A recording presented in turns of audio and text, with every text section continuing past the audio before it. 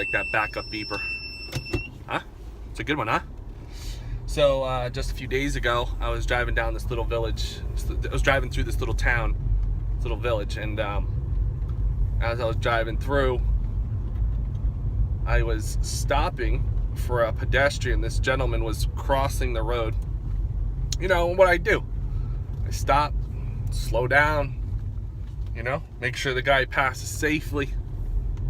Well, as I was doing that, I was looking in my rear view, and I saw this guy and this gal on a little bike, and so this guy and this gal on a bike, and I noticed they were a bit ways away, but I noticed like he was talking to her, so he was looking the other way, because when you're talking on a bike, it's hard to talk forward and have the other person hear you, so you have to turn your head. And so I saw him talking to her, and all of a sudden I knew he wasn't seeing my car that was stopped, and all of a sudden he slammed into the rear view glass, the rear glass, and his whole bike, and they just crashed. Like, boom! You know, they both flew up on the car, and then they dropped into the car, and I mean, it was just crazy. I got out of the car right away, and I was like, "Are you okay? You know, is everything all right?" I'm the one who picked the bike up off of them, because it was on top of their legs, and I picked up the bike, and it was funny how immediately, from me being a helping person and helping these people out, that their attitude changed pretty quickly to as if it was my fault. As if I stopped fast. I started hearing things like, mind you, they're speaking in Portuguese, so I started hearing things like, he stopped quick, his brake lights weren't working, right? All these kind of excuses I'm starting to hear come out in Portuguese. I'm like, what? Like, what is going on, people? So I just found that very interesting. It just happens. But here I am, I was just trying to help them out. Like, you know, you're okay. You're lucky you're alive. You're lucky you got helmets on. Made me rethink about how I don't wear helmets in Uganda when I travel on a bike a lot. But that's a little school bus. That's cute. It's cute. All right, so yeah, so that happened, and anyway, I took the car to the insurance, and they're gonna be fixing up the car. There's nothing wrong with the car. Nothing wrong with the car at all. Actually, what the biggest part was, the biggest issue was his bike. His bike was done. Didn't even turn on. Like, the whole front end was smashed up and trashed up, and just bad. Just really bad. So yeah, but anyway, the police came, they took care of us, and did the breathalyzer test. Never did that before. That was cool. And came up as a 1.5. Not true, because I don't drink alcohol. Used to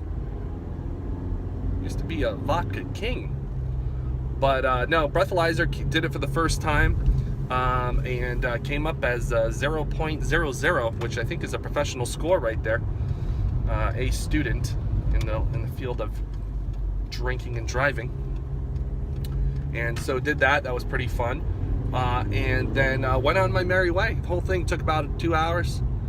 Police took a little while to get there, but then just went home and kind of chilled out. I wasn't shook up or anything. I'm sure the drivers were a little shook up. I don't know if that's a good thing or a bad thing, but yeah, so that was really interesting. My little, and I always say this, like, and maybe this is my bad impact of law of attraction with me, and my words. I should pay attention to this, but for many years I've always had the police and cars and police and cars and police chases, right? All kinds of crazy stuff just go on in my life.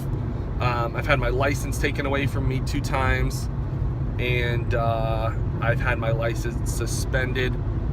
I've many speeding tickets, more than the hands on both my more than the fingers on both my hands. I sound like I'm drunk. Yeah, there was one time, actually, listen to this.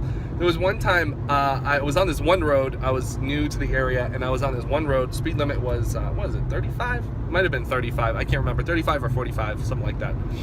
Anyway, this police officer tagged me one day on that road. And so he wrote me a ticket, got the ticket. Literally a week later, I got stopped by the same police officer and got another ticket. He's like, didn't learn your lesson, did you? I was like, no, obviously not. And then finally, the third time on the same road on my birthday, same police officer, speeding again, same road, same police officer, bam, another ticket. It was actually that ticket that is one of the incidences, because I think at that time, if you get three in a 12-month rolling period, then your license gets suspended or something like that for 30 days. So I got 3 in 1 week. 1 week? Yeah, it was literally like, was it 1 week? It was probably like 3 in 2 weeks. Let's just say that, just for fun's sake. I was probably like 3 in 2 weeks, but it was pretty quick, and it was the same police officer on the same road, and yeah, that was very interesting. But there's been so many other times where I have literally had encounters with the law, and on various levels, and always pushing the envelope. But that's why I don't like to drive anymore. And I'm driving here now because it's convenient, and I'm getting to use this car and stuff, so just to get around.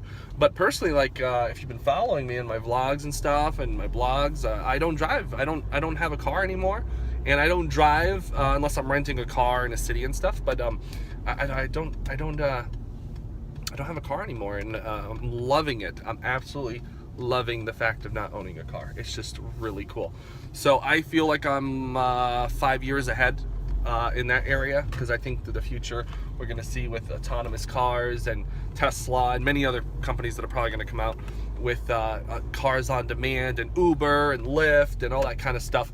I just think I'm living in the future a little bit, just a little bit. So anyway, wanted to let you know that story. And how's it going here? See ya.